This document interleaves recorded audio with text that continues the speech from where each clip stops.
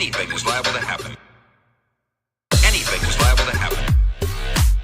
Anything is liable to happen. Anything is liable to happen. Anything is liable to happen.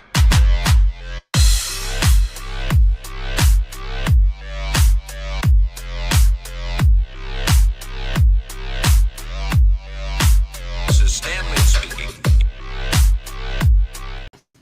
Hey everybody, happy Sunday. Thank you so much for joining us on our weekly Comic Shop Sunday Showcase, where we're going to highlight some of the awesome items that we have picked up this week. Make sure to let us know that you're watching in the comments, and we will highlight and react to them as we see them.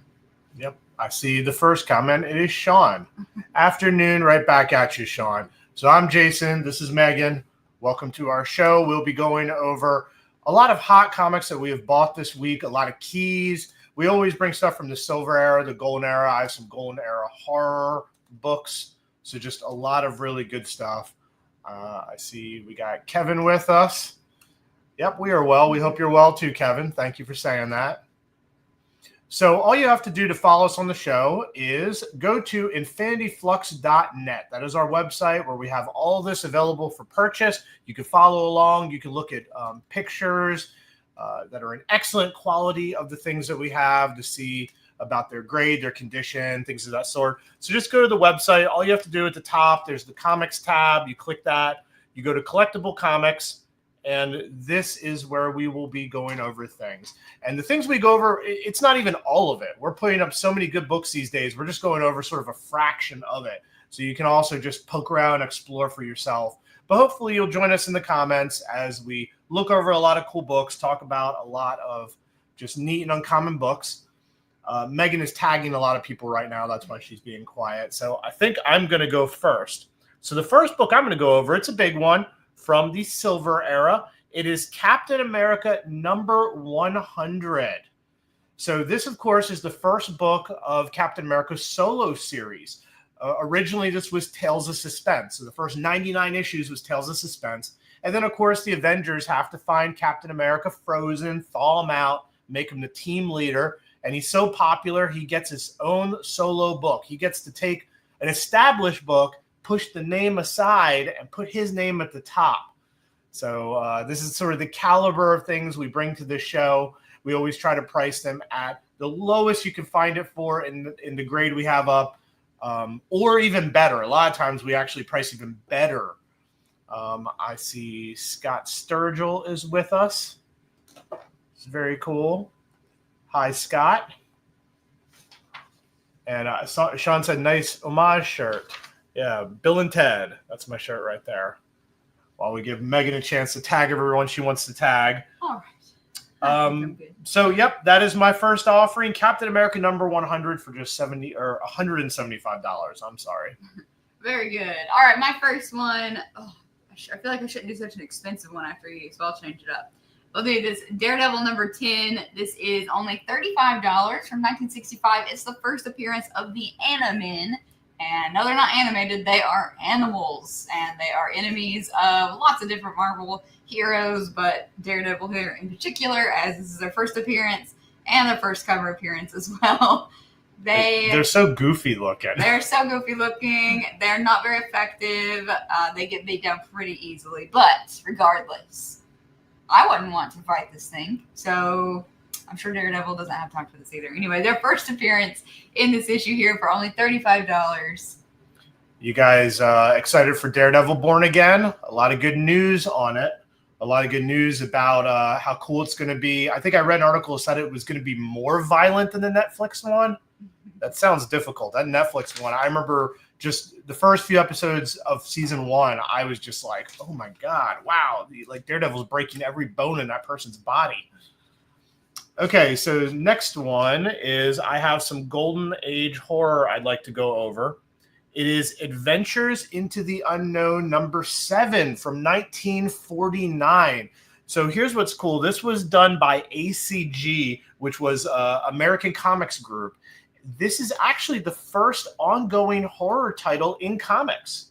I don't know if you know that. You know a lot about horror comics. Interesting. Yeah, so it's not necessarily the first horror comic, but it's the first ongoing series was Adventures into the Unknown. So this is the 7th issue. The bottom staples detached from the front from the covers, but still holding everything together. Top is still holding there. That's why it's a 1.5. The cover, though, what a classic sort of boys' fantasy of digging up some buried treasure. But of course, the undead captain is there to protect against it. So yeah, so this is part of a very historical series since it was the first ongoing horror series. We love to give the fun facts with everything we bring to the show. And a couple of comments to highlight. Yes, Scott, thank you so much for visiting our store yesterday. It's always great to meet you guys in person if you come by. And Scott's been on our live shows on Facebook for a really long time, so really good to meet you. And then Captain William saying, I've been binging the original Daredevil series for the first time and love it. I mean, it's so good. And D'Onofrio is just incredible as Kingpin. I'm so glad that they signed him back up as well. All right, the next one I will do is Aces High. This is an Aces High #1 from 1955. This is an EC comic, and it was part of their New Direction line. Their New Direction line, they wanted to highlight realistic stories. They had like the medical stories that they did and also this war stuff as well. So Bill Gaines did not submit any of those first issues to the Comics Code Authority, even though they were established by this point. So a lot of shops didn't carry them, and there's no code, there's no seal of approval on there. He did submit it because he saw how his numbers were dropping. He did submit it to the code from there on. So issues 2 through then on had the seal, but none of those New Direction lines lasted past 5 issues, and this was one of them. So this is a wartime comic series, Aces High #1, a piece of history for sure. Really cool, just out an AC #1 at all. So $225. You can read about the condition on here. Overall, in really good shape for its age. So check that out. Yeah, war comics written and drawn by many people who actually went to war. Okay, so the next one, get it before it goes up in price. It is Conan the Barbarian #23, which is the first appearance of Red Sonja. So I've been following that Red Sonja movie they've been making. You know, I follow movie and TV shows because it has to do with comics and has to do with, you know, comic prices and everything. And I also love movies and TV as much as I like comics, just about. There is news on it. I think they filmed it in 2022 and it just got backburnered, but it is going to be out by the end of the year finally. They finally found a distributor. So there is a new Red Sonja movie coming out. It stars Matilda Lutz as Red Sonja. I'm not really familiar with her, but I'll be going to see it. So I was talking with some people about that original Red Sonja movie, which was the 3rd Conan movie. They had lost the rights to use Conan. At least the name. So they had Schwarzenegger in it. They called it Red Sonja. He's in it. I don't think they ever call him Conan. I don't think they were allowed to. And a lot of people feel like that's the weakest one. I love that trilogy. I watch those every few years. But anyway, back to comics. This is Red Sonja's first appearance in the comics. The next issue, issue 24, was her first cover appearance. She's not on the cover at all, but she is in the book. So here's your chance to buy it before it goes up, probably by the end of the year. Okay, more from me. I see Gregory has joined us. I will go ahead and do this Dark Knight's Metal collection. So this is the 1 through 6, plus the director's cut of #1, plus all of the tie-ins, basically, of different series, and the one-shots as well. A lot of metal covers, or not metal, but foil covers. This was the very important, super iconic 2017 stuff by Greg Capullo. So here's all the issues that are in here. 26 total comics. They've been lightly read. All first printings for $75. And if you haven't read this, I really recommend it. Yeah, that's pretty much everything except I think First Batman Who Laughs isn't in there. And I think First Punchline's not in there. But I think that's just about everything else. Mm-hmm. So, yeah, even the Red Death, that was one of the first tie-ins there. So it's all the first print foils from what I remember as well in that collection. Let's see. So Captain Marvel says, love Bug Wars. Yes, and the author did. Yeah, so that is Jason Aaron. I can definitely see people calling or saying Bug Wars and Conan are similar. I can agree with that. All right. Okay, so my next one. Don't you love a comic where you get like the first appearance of a character in their number one issue, their origin, they're on the cover? I mean, what a great example with Nova. So, no, he's not from some other series. This is first appearance in Nova number one. There have been several Novas, but this is the original Richard Rider. And since then, how many more Novas? Now there's a whole Nova core of them. So here's your chance to buy Nova number one in a better than reader copy for a very nice price. And as I said, it's the full package. First cover appearance, first appearance, origin. It even says it on the cover right here. Look at that. Power Packed Origin. Yeah, I always like it when they do a comic like that where it's not springing out of the pages. It's like, no, we believe in this character. Here it is. Pick it up. You know, that sort of thing. Okay, next from me.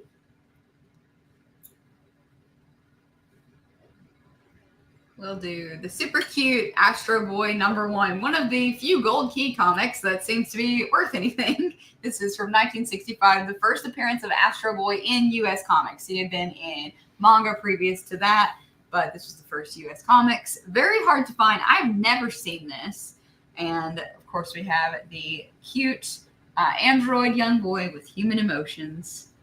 It's a really cute, heartwarming story. An indestructible robot monster threatens to destroy the world unless Astro Boy can stop it. So if you love this character or just love to collect interesting things, it's about a 2.5. You can read more about it here and check out the pictures. And the cover is really cool because the front and back are the same thing, just without the trade dress. So very neat. 150. Yeah, that's definitely the first time it's ever come through our shop. Mm-hmm. That's just one of those gold keys you never see anywhere. Okay, so my next one, let's get to some X-Men stuff. X-Men number 49, first appearance of Polaris. So often people confuse Polaris's first appearance with number 50 because that's the one with the green, glowing green, beautiful Stranko cover. But this is Polaris's first appearance. Of course, Polaris was created by Arnold Drake and Jim Steranko. And she is the daughter of Magneto. She has powers much like Magneto's powers, which, you know, super powerful. This book has another first appearance, too, a character called Mesmero, who hypnotizes people. But, yeah, I don't think he got nearly as popular with his powers as Polaris. So here's some great Silver Age X-Men with a major first appearance. Lorna Dane, Magneto's daughter, Polaris, and also Mesmero. Okay, next from moi.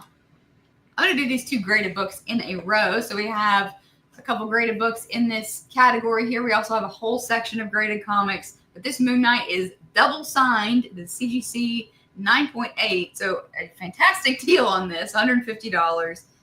Signed by David Finch and Charlie Huston.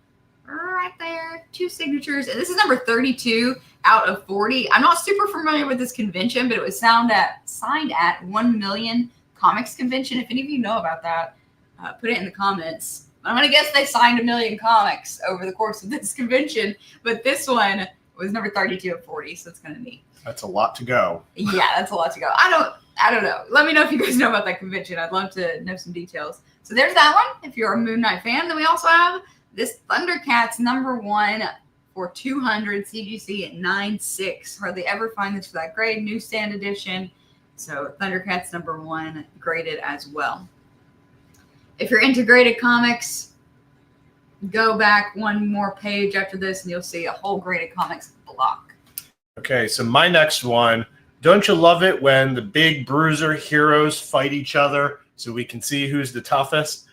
It is Hulk number 161 from 1972, and it is Hulk versus Beast. And I think Beast is taking on Hulk the only way that he could really do it, which is from behind, trying to be a little sneaky. You know, you don't want to go toe-to-toe with the Hulk. But this is one of those covers, 2 big bruiser characters fighting each other. I also think it's cool because they're both scientists. Of course, Beast, he's always got the science mind. Hulk, he kind of loses his. Bruce Banner isn't really with him all the time when he's hulking out. But this is just one of those iconic covers. I think it's one of the first, maybe the first battle with them, but a great cover. I also like how dark they drew Beast. Beast, he's normally smiley with his glasses, trying to look less bestial in a way. In this, no, he looks dark and scary the way he's going to have to get if he thinks he can stand up to the Hulk. Mm-hmm. So a real cool cover for Hulk number 161. And Guillotine Aficionado says, hello. I remember that name. Hi. That's a great name. I was wondering if that was like a name for a day, but it looks like that is always the name. Yeah. All right. Next up from me, let's do this. This is a very strange comic. Pretty interesting as well. Casco Comics number 2. This was a 2-part comic, I guess. It was from the company that is still operating called Casco. What was it exactly? They do feed, right? Yeah, it's animal feed. Yes, Casco Animal Feed. I think it's Casco Inc. or something like that. But they make feed for animals. They still do stuff to this day. They probably have fed some of the animals that you've eaten. But this was most interestingly created by Bill Wagan, who created Katie Keene. So you may notice some similarities. He was working on this the same year that he created the first Katie Keene work. So pretty interesting for that. So you may see some similarities there, at least in his style. Pretty good condition for its age. So if you just like, again, I got a few weird ones today, but this one is cute and fun, and see the adventures of the animal feeder. That's a very uncommon one. It was featured in like a 2008 book on some of the weirdest comics out there. That's the greatest animal feed comic I have ever seen. Agreed. I mean, does the animal feed make the animals super powered or something? Nothing of the sort. Okay, so here's another big one. We're bringing a lot of great things to the show these days. It is Detective Comics number 411, first appearance of Talia al Ghul, the daughter of the demon. What do you guys think? Who is the more important character at this point, Ra's al Ghul or Talia al Ghul? Ra's al Ghul, one of Batman's biggest enemies, way up there in his way up there in his rogues gallery. But Talia has developed this relationship with Batman and Bruce Wayne. I mean, she's on the short list for, it's like her, Catwoman, that's about it for who Bruce could spend his life with, or, who he really, really cares about on that romantic level. So, I mean, to tell you the truth, I think Talia at this point, like if you count all the stuff, has become even more important than her father, as important as he is, despite the fact he keeps dying and coming back, Lazarus Pits, all that. So anyhow, here's her first appearance. It's her first cover appearance. She's down in there being protected by people, even though I have a feeling she doesn't need that protection. So we got a comment. Captain Millennium says, with you. Yep. Right. Damien's mom. Yep. So. Yeah, she created a whole new Robin. So it's a great point. Very good point. Yeah. Glad to bring awesome books like this to the show to show off and discuss.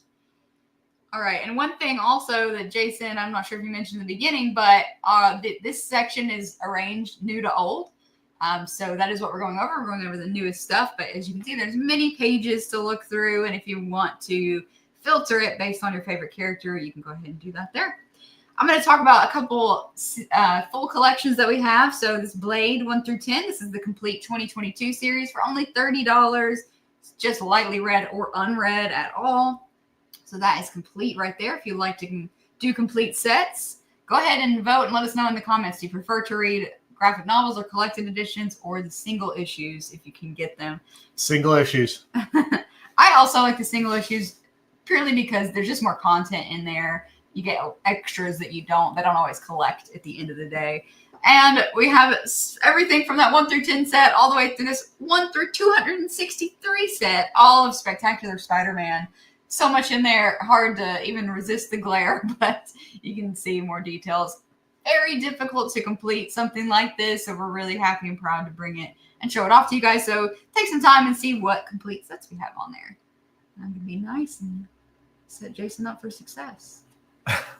Okay, so yet another big Bronze Age book. It is Amazing Spider-Man number 194. So speaking of anti-hero female love interest, its first appearance of Black Cat. Her real name is Felicia Hardy, and she is one of the love interests of Peter Parker, has become one over the years. I don't know if anyone will ever really shove Mary Jane to the side, but she's got to be like number 2 pretty much. If you're not counting Gwen Stacy, who has been dead for so long in some ways. So this is back from 1979. I like Black Cat a lot. If you've watched our show, this is our 248th show. I've many times talked about how much I like the character of Black Cat. Her power, which I think they've kind of stretched over the years, is at this point that she affects probability fields of people around her, making any of her enemies unlucky. So it's not that she's lucky, it's if you try to take her on, you're unlucky, which I think is really interesting. But my favorite thing is she actively says her main power is good style. And not just the way she dresses, the way she does everything. I just think that's really funny and fun for writers and artists to do a character like this. So anyhow, Amazing Spider-Man number 194, first Black Cat. If you don't have this in your collection, you're a Spider-Man fan, here's a chance to get a really solid copy of it. Okay, I have some first U.S. comics today. We went over Astro Boy earlier, but this over here, wherever it may be. There we go. Beneath the Planet of the Apes, the sequel to the original Planet of the Apes, which I don't know if I've seen this. I love the Planet of the Apes. I've seen the original and I've seen all the new ones. But I don't know if I've seen this actually. We have to watch that because I really do enjoy all these. So anyway, this was the sequel to the original Planet of the Apes, Beneath the Planet of the Apes. And this is the comic adaptation of that movie. And it's also the first appearance of Planet of the Apes in U.S. Comics. So the centerfold poster is included in this one. That's a big part of it. Otherwise, it's about a 3.5. You can check out the pictures to see the grave. We do have this little bend in there, which could be pressed out for sure. But really cool. Another gold key. We got a couple gold key comics that were actually worth something this week. Yeah, we're both fans of Planet of the Apes. We're both big Rod Serling fans of Twilight Zone. In fact, if you watch the show enough, inevitably I'll wear my Rod Serling shirt if I haven't already. Luckily, Jason got a new one. If you guys have watched this long enough, you watched that shirt disintegrate over the years. It turned from you could see Rod Serling to there were so many dots. It just looked like it looked TV like static. Right. It looked like TV static. So it kind of worked as it faded. That's the nicest way you can talk about that. Okay, so just a few more that we're going to highlight today. My next one is a modern variant comic for the Spider-Man Venom MJ collector. It is Venom number 1. This is from the 2018 relaunch. This is the Nakayama exclusive Virgin and regular trade dress variant. So it's both of these. You get one with the trade dress. You get one that's the Virgin variant. These were unread. These were just collected for the covers. Beautiful, grade-worthy condition. On it, MJ is proving she has seen it all. Okay, when she's like telling Venom, hold on, I gotta look at my TikTok or my meme. Doesn't even care that Venom is threatening her. She has just seen it all. So I think this is one of these covers you either love it or it's not for you. You know what I mean? Either you like sort of the whimsy of it, or it's like, I don't know. Nakayama, however, just such a great cover artist. So I think it's cool when they take chances like this of putting characters together in this way and doing something a little funny. So both of them together, I think the Virgin alone is going for the price we're asking. Yes. So I know our price on this is quite excellent. Okay, next for me, I'm going to save my favorite for last. But this one is only $35. First appearance of the Losers in comics. GI Combat number 138. So another war comic from us today. And this one is the Losers are anti-heroes and the stories emphasize the negative aspects of war. So if you are into that. You got to love a team called the Losers. I know. I mean, immediately they charm themselves to you. Yep. So $35 for that. Do have a little somebody with their name on the cover. So check it out. I feel like mine went from expensive ones to less expensive ones. So here's my last one. Do you have one after? Yes. Okay, so Megan has another. The last one I'm going to highlight, we got to do some Scotty Young. We have just this awesome box of Scotty Young stuff. I kind of wonder why we don't bring more of it on the show. But some of it's making its way. So this is Spider-Man #1 from 2016. This is the Miles series. And here we have Scotty Young doing what he does best. These great covers. He's so good with color and shapes. I think at first everyone focused on, it's like, youthful versions of the characters, but it isn't just that. There's also usually a lot of humor to it. This one's a little less humorous. It's just Miles doing the hanging upside down Spidey thing that the Spidey characters do. They like to stretch out their spines without the use of an inversion table, I suppose. So here's your chance to get a great Scotty Young cover. And thank you so much, Jake, for your order. I saw that just now. Okay, my last one that I'm going to go over before I just do general website stuff. This is, like I said, probably my favorite one this week. It's expensive, but it's All-Star Comics number 55 from 1950. So we have a Golden Age comic here, and this is a science fiction cover from Art Petty, and it's an early JSA story. So they have basically encounter an alien race and have to fight those aliens and protect the people of this planet. So that's what's going on here in a nutshell, but just a fantastic sci-fi cover. Man, that's great. Golden Age Alan Scott Green Lantern and Golden Age Hawkman fighting aliens. That's so cool. I know. I don't know why I don't see Wonder Woman on the cover, but she's in there. I'm looking for her. I'm searching for her. She's in there. She on the cover somewhere? Yeah, no, I don't. She's in the. I was gonna say, she's not really a space character per se. She's in the comic though. But here, if you want to check out some of the interior, because it's an expensive one. And if you guys ever want more pictures or anything like that, let us know. We can just send us an email. We're happy to show you a bit more. All right. Well, that is everything we're highlighting today. Really quick, I just want to show you some other things on this website. So we're at our website, infinityflux.net. Everything you buy from us goes directly to us. It helps us work on all the renovations that we're doing on our building. If you're local, definitely come see us if you have not, or if you're in the nearby area like Scott, who's from Knoxville, about an hour and a half away, came and see us the other day. So make a trip. It's worth it. Plan to see us for your free comic day this year. I know people will travel for that. Anyway. That's going to be a celebration. Yeah, we got a big free comic day planned this year, May 3rd. So anyway, hi from California. Thank you for saying hi. Promiscuous time traveler. That's another way to say Doctor Who. I've watched enough Doctor Who to know he can be a little promiscuous. Anyway, all that to say, everything you spend with us goes directly to us, our staff, and helps us do things like this and buy awesome comics. So I see Bumpkins is watching. Hi, Bumpkins. Hi, and Bumpkins. Hey, Matt. If you guys know Bumpkins from the rest, or Matt from the rest of our YouTube videos, he will be there helping out for Free Comic Day. And we desperately need him. So thank you, Matt. Yeah, Matt's the best. Okay, so on the website, we have the new releases. Everything for the upcoming Wednesday is released on we get our shipments on Friday, so you can check that out early. Get all your stuff before it hits the shelves. We've been going over stuff in this area, collectible, graded, and a horror collection right there.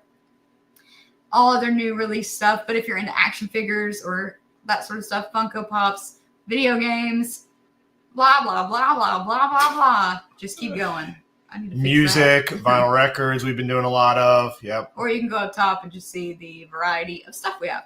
So that's it. Thank you guys for watching. Let's see. Yeah, happy we get a free comic day this year. Definitely going to happen this year. There's definitely still some things to unfold with all of that, but I think Diamond's coming through, but even if Diamond were not to come through, there are plenty of books that are coming from Lunar and Penguin Random House that will prop this up one way or the other. Definitely.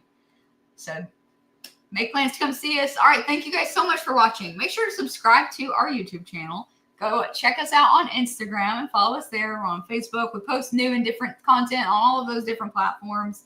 And thank you so much for watching. Oh, do you see that comment? Promiscuous Time Traveler says, Has your shop ever been nominated for an Eisner? Because I think it deserves it. Thank you so much. That's a great compliment. And we were actually nominated this past year. Yep. Yeah. We lost to Cape and Cal Comics, who is a shop I really love and admire. And hopefully we'll be nominated again in the future. We were in good company. Absolutely. It meant so much to be nominated. Yeah, and we're only working more on the shop and improvements. So one day we will, when we win it, one day we will definitely have earned it. That's the way to say it. All right. Well, thanks for watching. We will be back next Sunday, same time at 1 o'clock with all new goodies to talk about their history, what's cool about them, everything. So please tune back in and join us next week, and we'll do this again for show number 249. All right. Have a great rest of the weekend. So long, everybody.